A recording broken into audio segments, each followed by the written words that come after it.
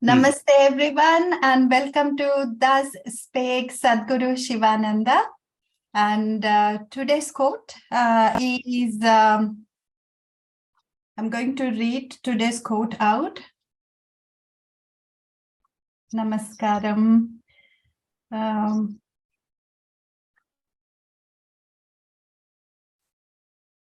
You should be more grateful to God when you are suffering. That is called wisdom. Yeah.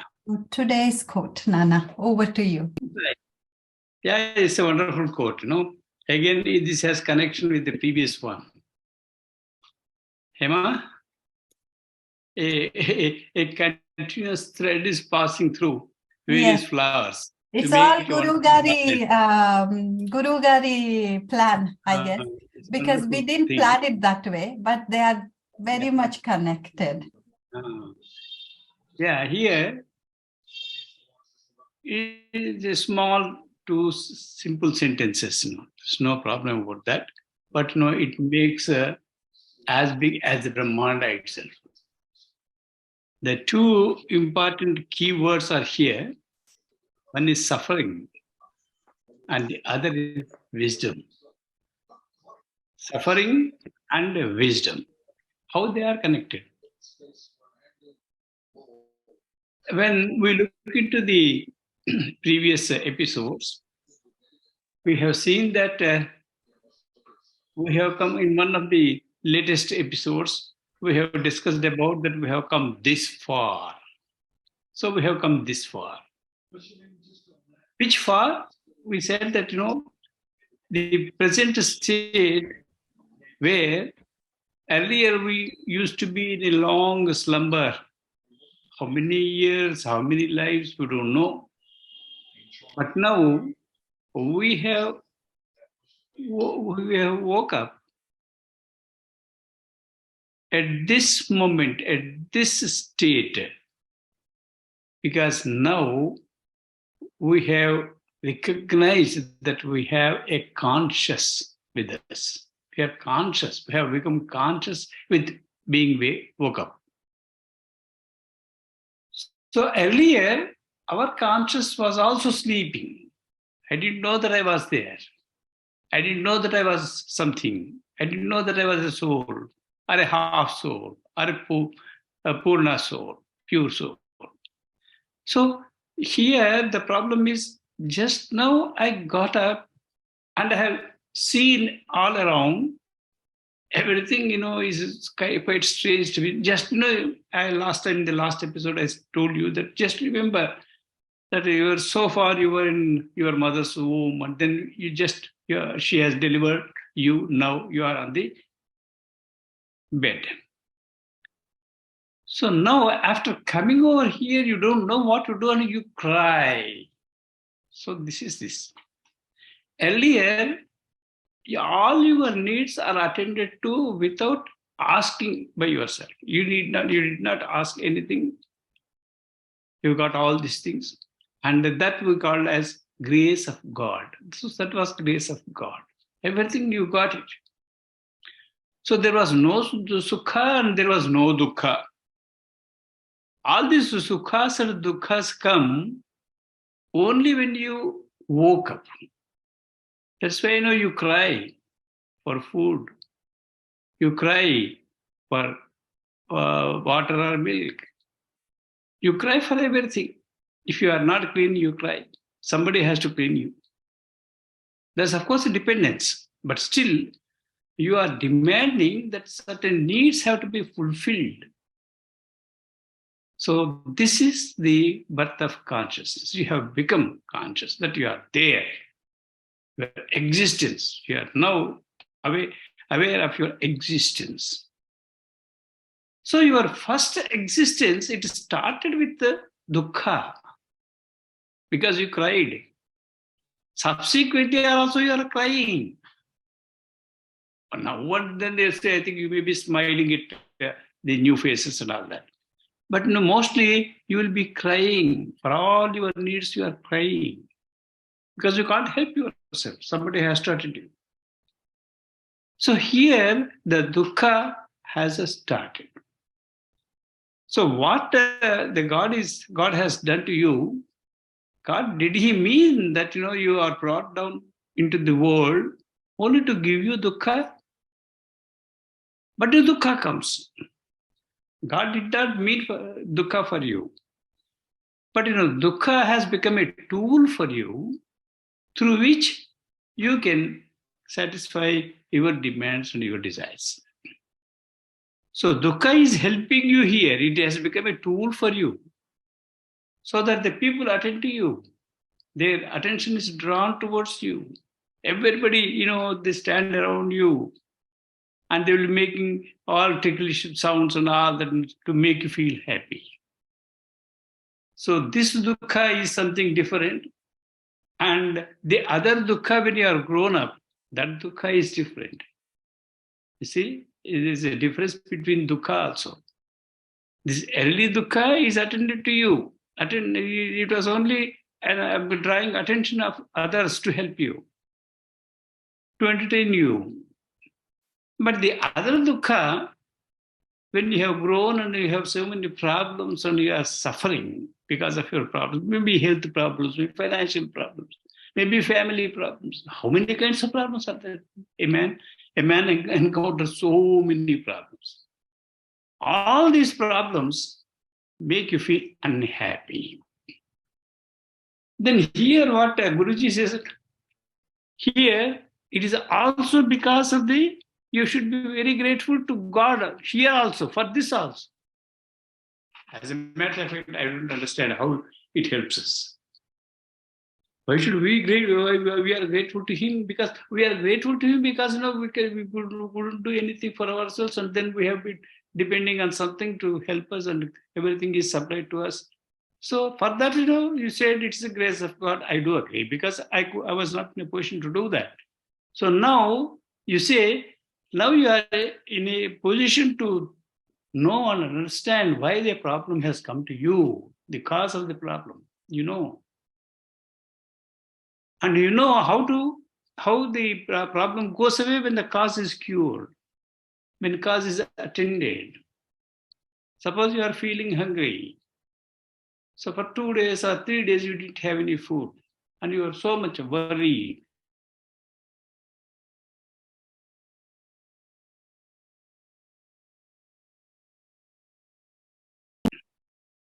Now you can speak, Nana. Yes? Hello? Yes, Nana, you can speak now. Sorry, Okay, we got cut off. Yes. No problem. So, as we had this discussion yesterday on our condition before we were woke up. So, at that time, we were just sleeping and we passed through all the generations and then we have come up to this far. Yeah, that's wonderful. So then we didn't have any dukkha, we didn't have an inquiry into the cause of our dukkha, and we didn't have any solution for our dukkha, and these things were absent, and everything was taken care of. So we have come up to this far. So that's okay, Guruji, you have done very good thing that you have brought us to up this far, because without any difficulty, we have come up to this. So why don't you take us like this, the other half also? Is it not possible? But this was possible for you. And now from this, you can take us to the other end, the ultimate end also, without any dukkha, without anything. That just, you sleep, you make us sleep once again, and then we sleep over, and then we reach the other end. Without feeling any happiness or anything, nothing. Just we do one a small example. Where in Hyderabad, you have got into the train in the evening and you had something to eat and then you slept. And what happens on the way, I think you don't know, because if everything goes well, when you wake up, you are in Vizag. So a night's journey. So similarly, you have come from the beginning to up to this far, just sleeping on your berth. You had a comfortable berth and then there was AC on, everything fine. and there was no disturbance anywhere. And when you got up, got up, you were in Vizag. So similarly, can I sleep, still for some time and then reach the ultimate point, Delhi? So another 12 hours, if I sleep, I could have gone to Delhi also. But 24 hours, you cannot sleep. The problem is, after you got up, you have to spend your daytime. You have to wake up. Suppose I asked Guruji also some anarchy and mischievous questions. I asked Guruji once, sir, this is fine. We have come up to this because of your grace and everything is over. And then I go into the train and then sleep, so that I can reach the destination without all these things, going through all these things. Very calm and quietly, I would have reached the place. And for that, Guruji was not happy with my question. Why? Because he says that part, the early part, the basic part has been done by him, but you are expecting that the other part also should go like that. Then how your soul evolves? Your soul has not evolved. Your soul has now evolved with this wake up. This wake up is, in fact, sometimes, as we say that, one becomes a jnani. Jnani means the one who has woken up. That is jnani. So this, we have 2 or 3 steps towards jnana. This is the first step. That now you woke up and you have got an intellect, and you can understand what is around you, and you are understanding everything. And then you are doing this journey consciously.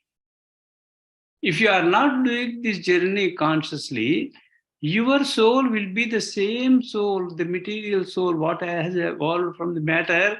The same soul continues if you sleep again. So again, you will have to start from the beginning stage.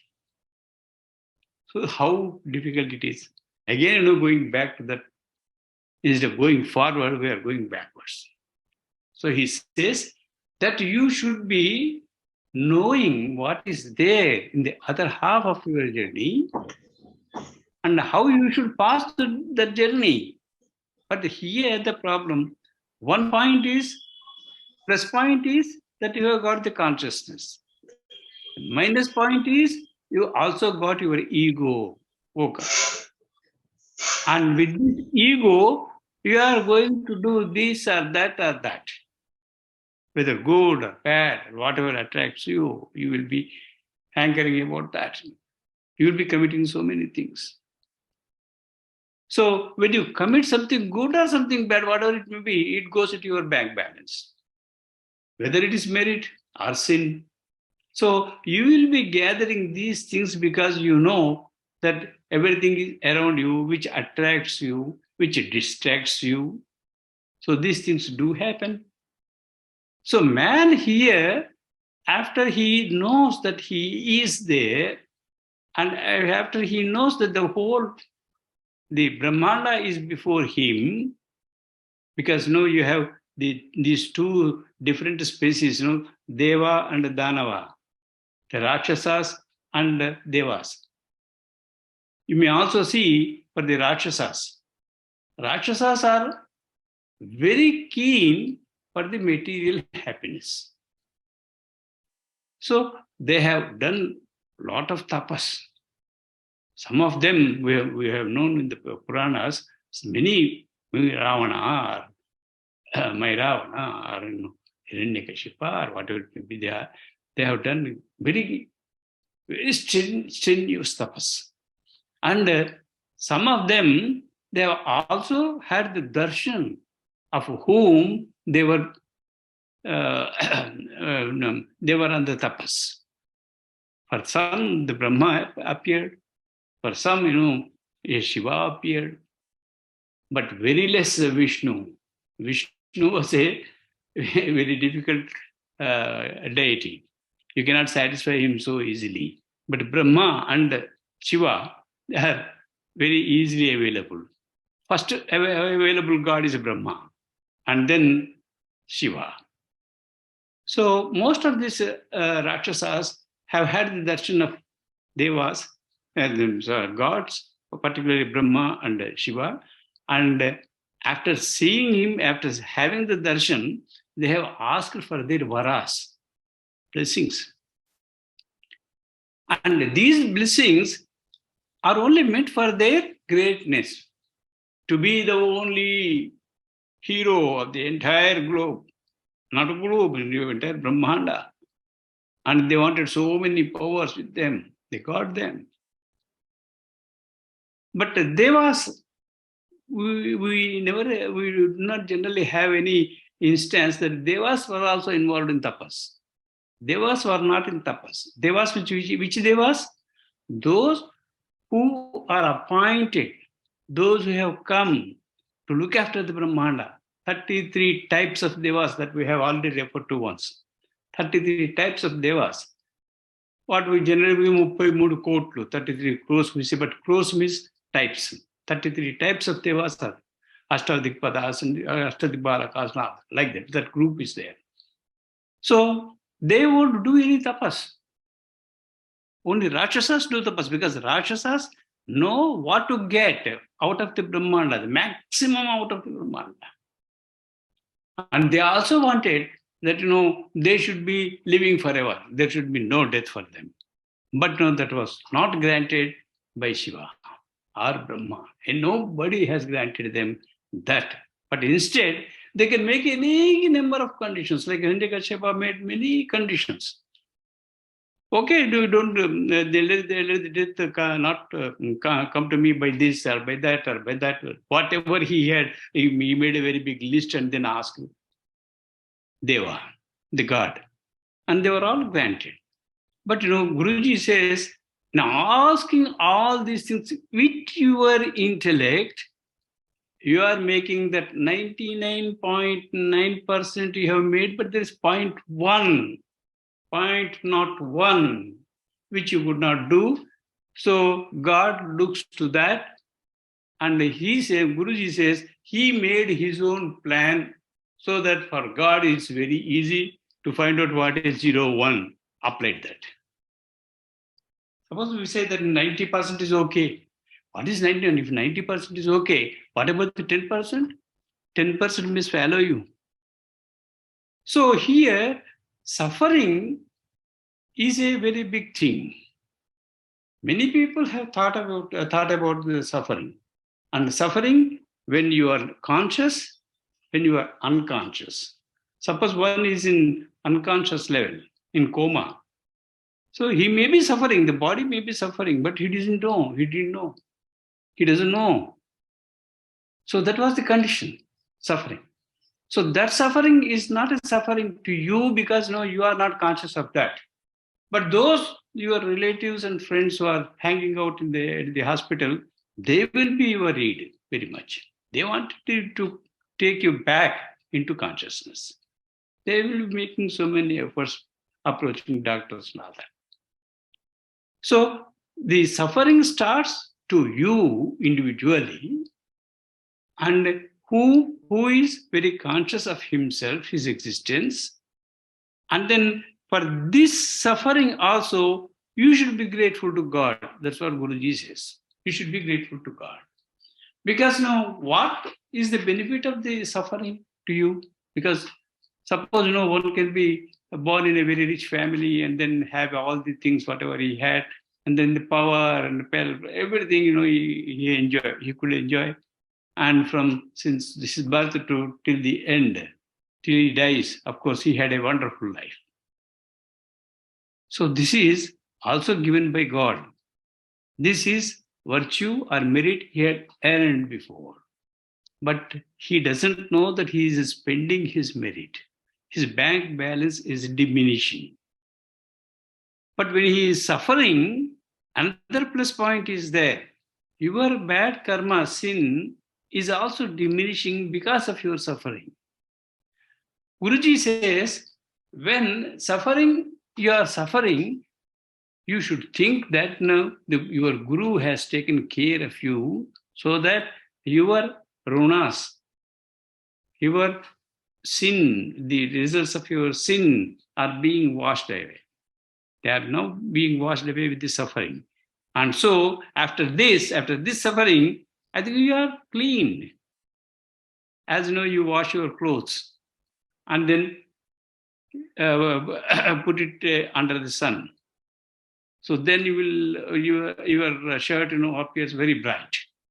So he wanted you to clean and he wanted you to come out of your sin so that with virtue there is no problem. We also said earlier, virtue can be given away at any time to anybody or just leave it to the world and go. But the sin is something that you have to spend through your body, through your suffering. So that's fine. The suffering has to be suffered, and then he would become clean and he can go out. But the problem here is why suffering should continue. Because when you think of God, we have two versions of God. One is what we had discussed earlier. One was absolute God. And the other God, he is coming to help us. So one God was a sthanum, same two sides of the same coin. So one is absolute, but the other is dynamic. So it's working on you, dynamic. So these two versions of God, earlier it was sthanum. But what kind of God is he? God is representing everything. God is consisting of everything, and everything consists of God. So this was what we had the understanding with the Brahmanda. So at that time, what we find that the garu is a sthanum. All opposites are ascribed to God. If you have the understanding of Namakam, then Jyeshtaya cha Kanishtaya cha, Purajaya cha Parajaya cha, Madhyamaya cha Pragalbhaya. So all two opposites, you are ascribing to God. God has all two opposites. So suffering and happiness are bliss. So these two things are given by God himself. They are not different from him. So one cleans you and the other makes you feel happy and enjoy the life. So for this is a very big concept, this, has developed into our Aryan culture, the Indian culture, the Bharati culture, wherein how to be very careful in your life without, committing a sin, only with following a particular path, dharma, and you enjoy this life, and also you can also strive for your reaching the goal. So this is a middle path, a general path, a gradual path that is suggested by the Aryan culture, the Bharatiya culture.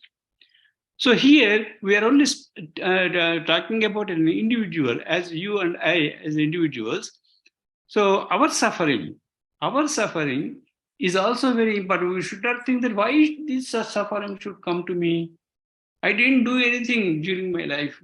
As far as I know from the birth, I have taken place, and then I have gone to school, and then I have been serving somewhere, and then I was on the same line. And I never committed any suffering to anybody. That's fine. But you don't know what was there in your sanchita. So the sanchita, because we have two things very important, this Guruji says. There are destiny and fate. Destiny and fate. These two things are very important. We'll come to them later when the quote comes on that particular duality. So God is dual also. So as we've seen, all opposites are God. He is short and he is tall. And he is silent and he is pragalbhas. He talks, he always talks. So all qualities, they seem to us opposite qualities, but all these opposite qualities, from where they have come, they have emerged from him. He is the Tanu, doesn't move. But other part of him always moves. It doesn't stop even for a second, because the whole Brahmanda is there. Brahmanda is the other half. So here, everything moves. The stars move, the sun moves. Sun, moon moves, your earth moves. You are also moving from one room to other, from one place to other place. And without knowing, in your body, all the ingredients, suppose if you take your blood, it moves. And if it doesn't move, what happens to our body? So by moving, it is the Chaitanya. So, and at one side, God is absolute sthanam, doesn't move. In the other side, he always moves, he has Chaitanya. So suffering and happiness, both are the sides of the one coin, two sides of the one coin. Yeah. So here, the another key word is wisdom. What is wisdom? As you are sleeping, when everything is happening, that was one state of your living, your existence. This, you should be wise. Wise in the sense, everything moves, doesn't stay. It's not you. It's moving and you are just watching it. That is wisdom. If you can watch without reaction, as God watches without any reaction, we have said that God doesn't act. He doesn't act. He reacts only when you ask him. So similarly, in this life also, you should not react. God there acts, doesn't act, but reacts. But here, you should not act. You can only react when the things come. If you getting hungry, you can go and have your food. That here, we can react, but we cannot act. If you act, virtue or sin, something would come to your account if you are acting. That's why Bhagavad Gita says, everything, you leave it out. You don't act yourself. Everything is being done. You just watch. That is wisdom. So on wisdom also, we may be having several quotes later, and we can go at a stretch on that. But here, the suffering is also should be taken as God's gift. And what you have to learn is just to watch what is happening to you, whether it is happiness or dukkha. Then that kind of watching the things without acting yourself, then that is wisdom. Wisdom has so many explanations, so many kinds of theories and philosophies that will come later. Thank you very much. Thank you. Thank you, Nana. Thank you, everyone, for joining. So we will see you again next week on Friday, same time. Namaste.